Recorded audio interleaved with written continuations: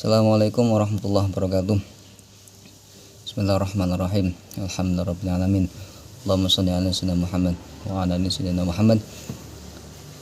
Perkenalkan, nama saya Miftahus Sobibur Rahmat dari program studi ilmu tasawuf STAI Sunan Pandenaran Yogyakarta. Sini saya akan memaparkan sedikit mengenai makalah saya yang berjudul Pandangan Syekh Nawawi Al-Bantani tentang makhluk pada Allah dan akhlak baik dalam kitab Qami At-Tughyan. Langsung saja sedikit mengenai biografi pengarang. Beliau Syekh Nawawi Al-Bantani memiliki nama lengkap Abu Abdul Mu'ti Muhammad Nawawi bin Umar Al-Tanari Al-Bantani Al-Jawi, yang kemudian lebih dikenal dengan sebutan Syekh Nawawi Al-Bantani. Beliau lahir di Kampung Tanara, Kecamatan Tirtayasa, Kabupaten Serang, Banten pada tahun 1813 Masehi atau 1230 Hijriah. Secara silsilah beliau merupakan keturunan ke-12 dari Maulana Malik Ibrahim atau Sunan Gunung Jati Cirebon. Secara nasab beliau nasabnya tersambung sampai kepada Rasulullah SAW melalui jalur ayahnya Kiai Haji Umar dan ibunya Nyai Zubaidah. Nama Nawawi ini merupakan keinginan ayah beliau Kiai Haji Umar yang terinspirasi oleh salah seorang ulama yang alim yang menguasai berbagai fan atau bidang ilmu agama. Bahkan karena kealimannya ini, salah seorang gurunya yang bernama Imam Ibnu Malik itu mengabadikannya dalam sebuah syair yang tertuang dalam bait Alfiyah yang berjumlah 1000.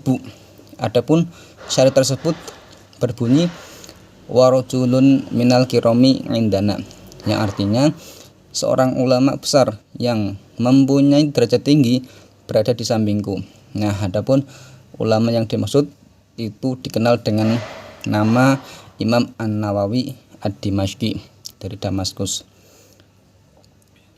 Beliau Kiai Haji Umar berharap kelak anaknya ini menjadi seorang ulama yang alim yang menguasai berbagai fan bidang ilmu agama sebagaimana Imam An-Nawawi Ad-Dimashqi. Syekh Nawawi sejak kecil itu sudah dididik oleh ayah beliau untuk menjadi seorang ulama. Bahkan kecerdasan beliau sudah tampak pada umur 5 tahun. Beliau mampu menguasai menangkap setiap pelajaran yang diberikan dan juga dapat menjawab pertanyaan yang dibilang cukup sulit. Melihat potensi yang dimiliki, beliau Kiai Haji Umar mengirimnya kepada salah seorang ulama terkenal di Banten bernama Kiai Haji Sahal untuk belajar. Kemudian setelah belajar kepada Kiai Sahal, melanjutkan kepada Kiai Haji Yusuf, ulama besar dari Purwakarta.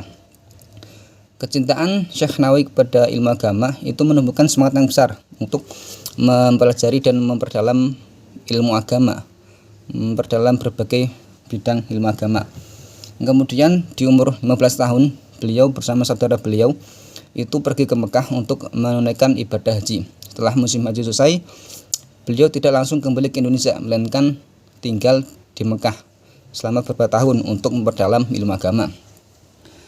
3 tahun lamanya beliau Syekh Nawawi belajar kepada ulama Mekah.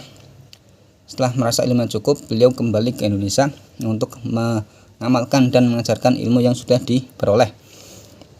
Akan tetapi karena kondisi tanah air yang pada waktu itu masih di bawah penjajahan Belanda, maka dan juga ulama pada waktu itu diawasi oleh mereka penjajah termasuk Syekh Nawawi, maka beliau kembali lagi ke Mekah dan tinggal di perkampungan Syi'ib. Beliau Syekh Nawawi menjadi seorang ulama yang alim itu tidak lepas daripada didikan guru-guru beliau. Di antaranya ada Kiai Umar, ayah beliau sendiri, kemudian Kiai Sahal dari Banten, Kiai Yusuf dari Purwakarta, kemudian ada Syekh Ahmad An-Nahrawi, Syekh Ahmad Ad-Dimati, dan ulama yang lainnya. Selain dididik oleh ulama, beliau juga memiliki murid-murid yang kebanyakan dari mereka itu menjadi tokoh besar. Di antaranya ada Kiai Haji Khalil Bangkalan, kemudian ada Kiai Haji Hasyim Asy'ari, Kiai Haji Raden Asnawi Kudus, ada Kiai Haji Ahmad Dahlan, dan ada Syekh Ahmad At-Turmusi di Termas Pacitan, dan lain sebagainya. Beliau juga melahirkan karya-karya berupa kitab yang jumlahnya tidak sedikit. Ada yang mengatakan lebih dari 100 yang tersebar tidak hanya di wilayah Nusantara tapi juga di wilayah Islam lainnya. Nah, salah satu kitab tersebut yang saya bahas di sini itu kitab beliau itu Qomi At-Tughyan. Kitab ini merupakan kitab syarah daripada kitab Syu'ab Al-Iman karya Syekh Zainuddin bin Ali bin Ahmad, salah seorang ulama dari daerah Malabar. Latar belakang penulisan kitab Qomi At-Tughyan ini itu sebagaimana dijelaskan dalam mukadimah, itu merupakan keinginan beliau Syekh Nawawi untuk mengkaji kitab Syu'ab Al-Iman karya Syekh Zainuddin ini. Jadi sudah menjadi keinginan beliau, keinginan beliau sejak lama untuk mengkaji kitab Syu'ab Al-Iman, kitab Nadhom. Beliau Syekh Nawawi mengarang kitab ini dengan mengutip ayat Al-Qur'an dan juga hadis. Selain itu juga menyertakan kisah-kisah orang soleh zaman dahulu yang sesuai dengan tema pembahasan. Nah, adapun kitab Qomi At-Tughyan ini memiliki arti pembasmi kegelapan yang di dalamnya itu membahas mengenai 77 cabang iman. Nah, dari 77 cabang iman ini dapat dikategorikan menjadi 2 pembahasan. Yang pertama, pembahasan mengenai akidah, mengenai teolog, iman pada Allah, malaikat, kitab, dan lain sebagainya. Kemudian yang kedua mengenai akhlak, mengenai budi pekerti. Nah, di sini saya akan membahas mengenai 2 tema yang berkaitan dengan akhlak. Yang pertama itu mengenai malu kepada Allah. Dalam kitab ini beliau Syekh Nawawi mengutip sebuah hadis yang berbunyi al-haya'u minal iman. Al-haya', malu, itu sebagian daripada iman. Menurut Imam Ibnu Qayyum, manusia yang sempurna yaitu mereka yang sempurna rasa malunya. Nah, adapun rasa malu yang sempurna itu bukan hanya malu dalam lisan, bukan hanya ucapan doang, tapi malu yang sempurna itu sebagaimana yang ada di dalam kitab Qomi At-Tughyan ini, yang mengutip sebuah hadis dari Abdullah bin Mas'ud bahwa Rasulullah SAW bersabda, iman di sini itu maksudnya iman dengan cara menjaga kepala, apa yang ada di dalamnya, kemudian menjaga perut dan apa yang ada di dalamnya, menjaga kemaluan, kedua tangan, menjaga kedua kaki, dan juga hendaknya untuk mengingat kematian atau kebinasaan.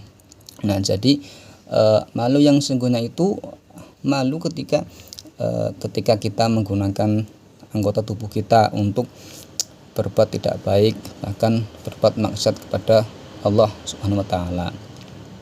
Itu malu dalam kitab Qomi At-Tughyan. Kemudian tema yang kedua yaitu mengenai akhlak yang baik.